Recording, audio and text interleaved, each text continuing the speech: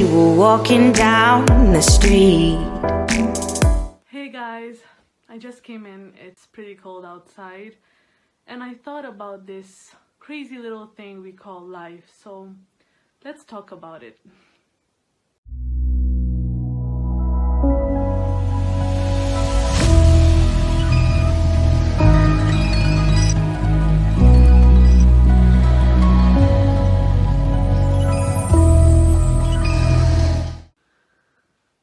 Welcome guys to this new video. I wanted to do a video about life in general and what happens when we don't get what we actually want in life. Do we keep on going, or is it not worth it? Are some dreams worth holding on to, or are we better off letting go at the first signs that it's not gonna work out? I mean, life is such a roller coaster. There are just some things in life that you realize in your late 20s, and you're just grateful for having realized them, because honestly, there was a point when I thought things are just not gonna get better and I will always be stuck with the problems that I have, and maybe I'm just not good enough and maybe I should just settle. And I know a lot of us feel this way, and I honestly been watching a lot of content on YouTube from creators who actually feel this way, and whenever I watch that I just feel less alone, and I just know it's normal, you know, and I just want to share my experience. I think everyone's experience is different but so valuable, and even if there's like 10 people watching this video, but it can help you in any way or you can relate in any way, honestly, that's so great, and that's even more than I can ask for. And if by any chance you're here and you like the content, please like and subscribe and leave your comment. I really enjoy responding to people in the comments and talking to you and just sharing experiences. So just a little background about YouTube.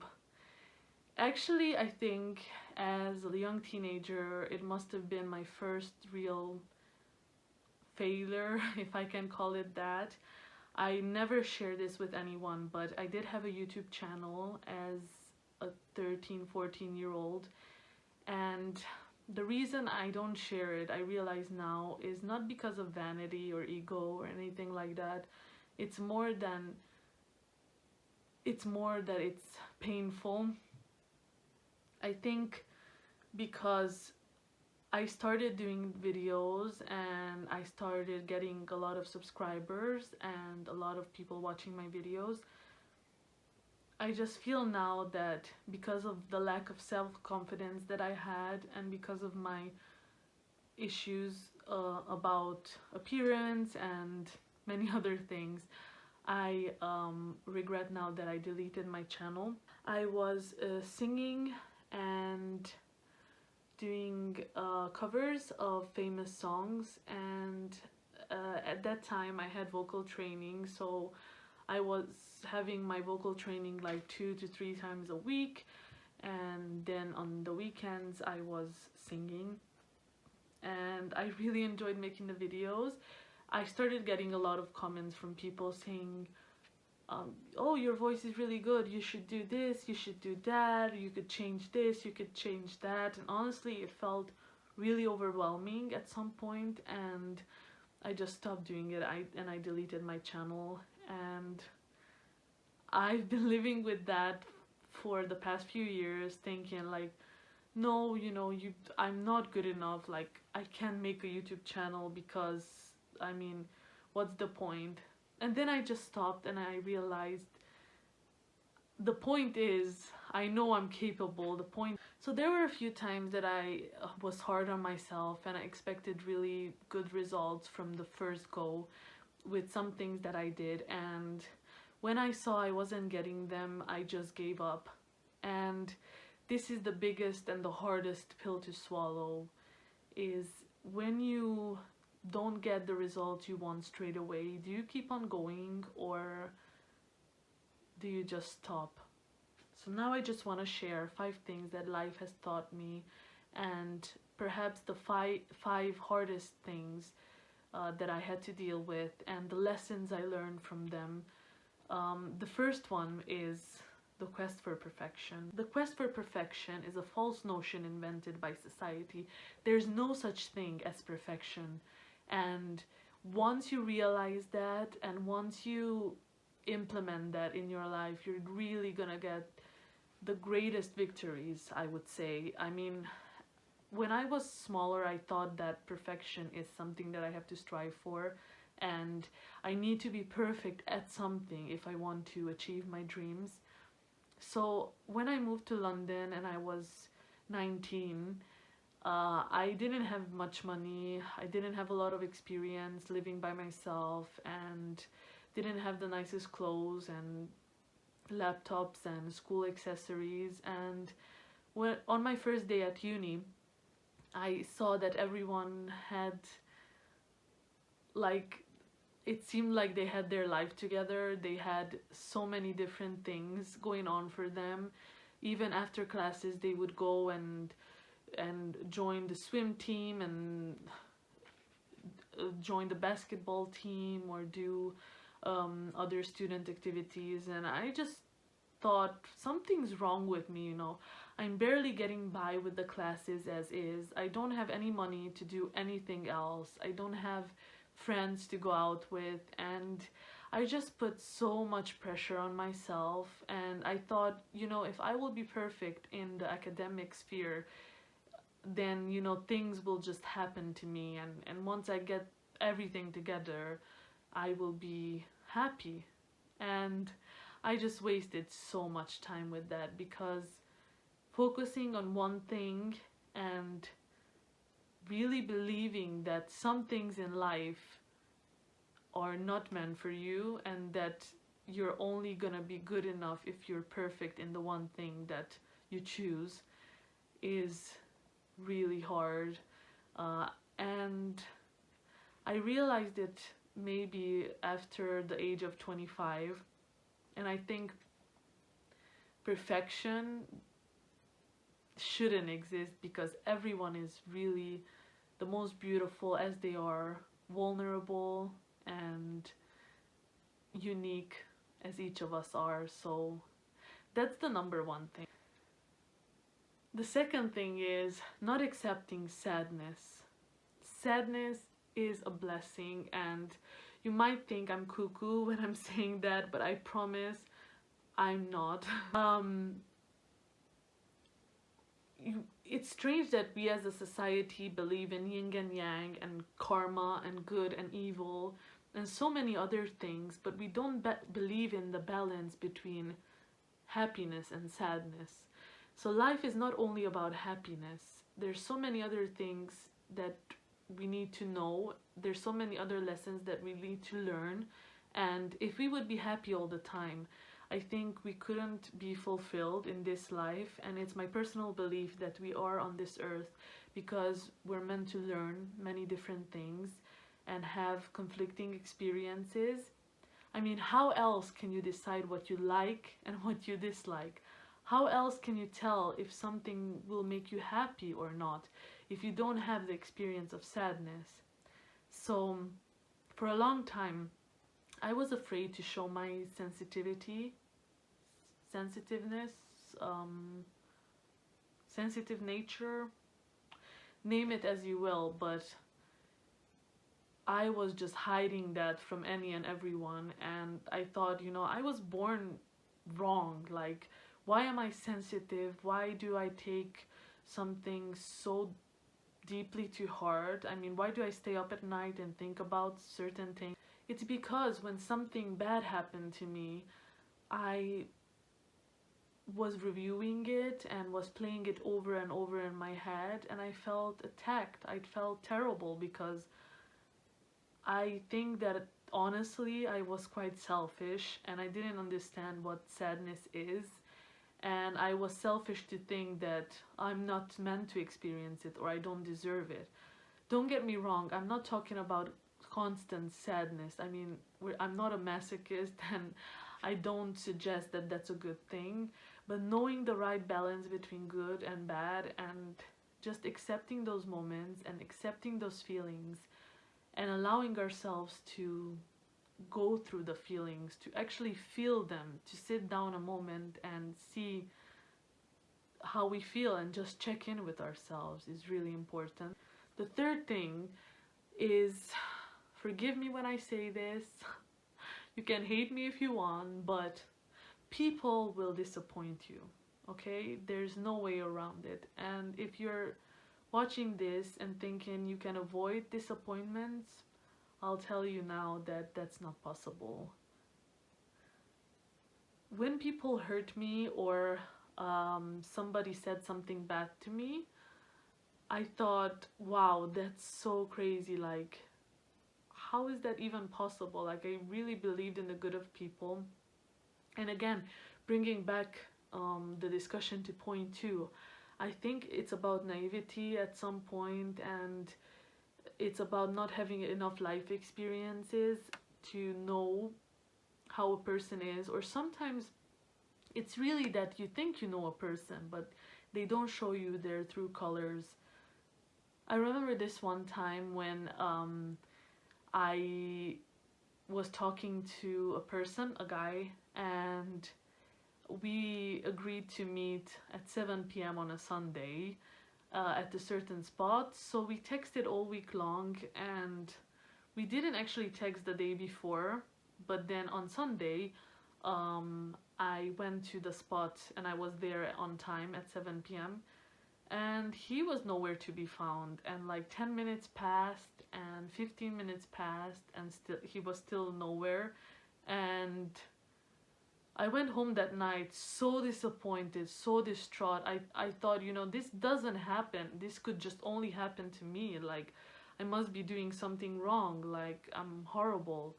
And the next day, the person texted me and said, oh, you know, why are you so sensitive? I mean, I didn't show up, but it's not a big deal. Like, we can reschedule. So, you know, there are so many other stories I can tell you, and if you've ever been disappointed, please feel free to share your story with others in the comments. But I'll just say that, you know, we can't control others, we can't control what other people do, we can't change how they think. And even if we think we know someone, you know, I always try to give it at least a few months or so to really know the person. But if something happens to you, you know, you don't have to internalize it. You can just learn from it, move on, and understand that the only thing that we can control, the only thing that we can improve is really just ourselves. So the fourth thing is, if you feel at something you're an outcast, you're a weirdo, and you won't be good at anything. Wrong. If you fail at something, there's so many other chances that you get to be good at something. And actually, some believe that failure in life is the best lesson, and it gives you the best insight into what you might want to do for the future. There's actually a book called Mindset that is one of my favorite books ever, and it really talks about this in detail. I think I'm gonna do a book review of my favorite books soon, because I think that will be interesting as well. Take it from a person who has changed their professional and personal path at least 3 or 4 times. I mean, I moved to different countries in the world about 3 times. As some would say, I started from zero again and again. Except for me, it was never from zero. It was, again, filled with experiences, filled with new adventures, filled with new lessons as well. And I mean, look at me, I failed at YouTube a couple of years ago, and here I am again, starting a new path again with all the wisdom and all the lessons from the past to guide me. And this is what really makes the difference. Can you use the things that have happened to you for your own benefit, to guide you in your future? And I think once you discover how to do that, It's a wonderful thing. What you can really be good at is your own life, and you know what's the best for you. Is it worth failing over something? And that's something that you need to ask yourself. I mean, if I really want to do something nowadays, I know that there might be some setbacks and there might be some misunderstandings, but then I know that for sure I will achieve the thing that I wanted because my heart is in it, and I will never give up, and I will keep on doing it. And even if I have some issues, I encounter some problems along the way, I know that failure is only in the cards for you if you believe in it, and I really refuse to believe in it. I wasn't sure which city I wanted to live in, as an example, and I moved from London to New York and then back to London again. And at that point in my life, like 4 to 5 years ago, I know that some people in my close circle were looking at me and thinking, oh, what is she doing, you know? If she doesn't know what she wants to do, she didn't like it in one place, then she moved and it didn't work out, and so why doesn't she just settle down somewhere and just, you know, just behave like normal? This sense of normalcy in society, which I really detest, because it doesn't give anyone the freedom to make their own mistakes. And so many people want to make their own mistakes because we have that inherent and that deep belief that we can learn for ourselves in life, and we don't need to get all the information from the outside. We don't need other people to teach us these lessons. There's this yearning that we want to learn them on our own, and that's the most wonderful thing. And I'm so glad I allowed myself to do that, even with all the voices that I heard from friends and family and even some acquaintances, everyone just wanting to give you advice and just guide you on your way. But the best thing that you can do is follow your own heart. And really, it might sound cheesy, but that's what it comes down to, really. And then speaking of advice and speaking of people telling me what to do, there are certain people that will tell you, follow this path and you have guaranteed success. And this is where point 5 comes in. There is a certain path in life that will guarantee you success, you just need to follow it. No.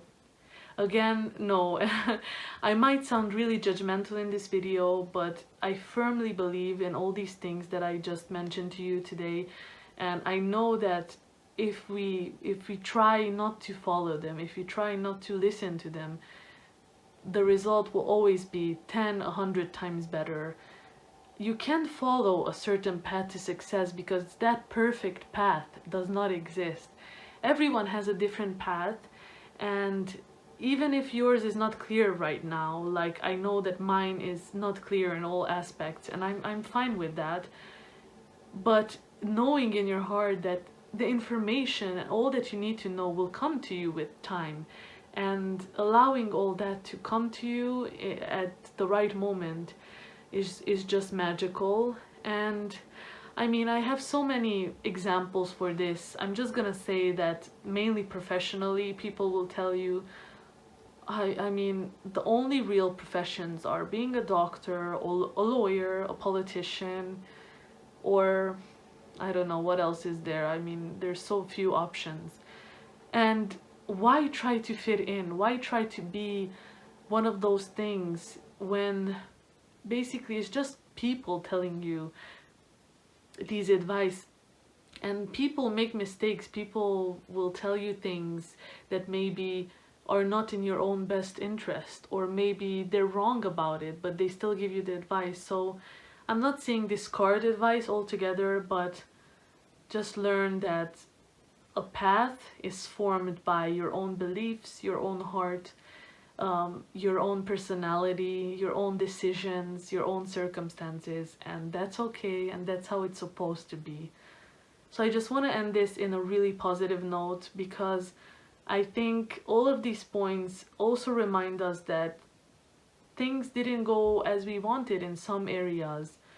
but it could be that sometimes a new door opens with an even better opportunity than we thought. So even if we haven't achieved perfection, we don't have our perfect career yet, we don't know our path in life. And so these are the 5 things that I really think are not worth stressing over, and that I honestly believe that they will work out for everyone. And when life doesn't go the way you wanted, there are some times that it goes even better. It can go even better, and there are so many things that I wish I knew when I was younger and implemented, but at the same time, I won't live with that regret. If I didn't discover these things at a certain moment, it's good, it's all good because I learned, and learning is the best way to discover things. I learned them for myself, I experienced them, and really in reality I can speak about them because I have lived through it. And there are so many amazing things that we still have yet to learn. Life doesn't always turn out the way you want it, but I think the beauty of it is that it's imperfect, that it's real, it's filled with raw emotions, and if we allow ourselves to be vulnerable, then all these lessons are worth it in the end. Thank you so much for watching. Please like, comment, subscribe, and I'm really happy that you're here. Hope that you will continue with me in this journey. I'll see you in the next video.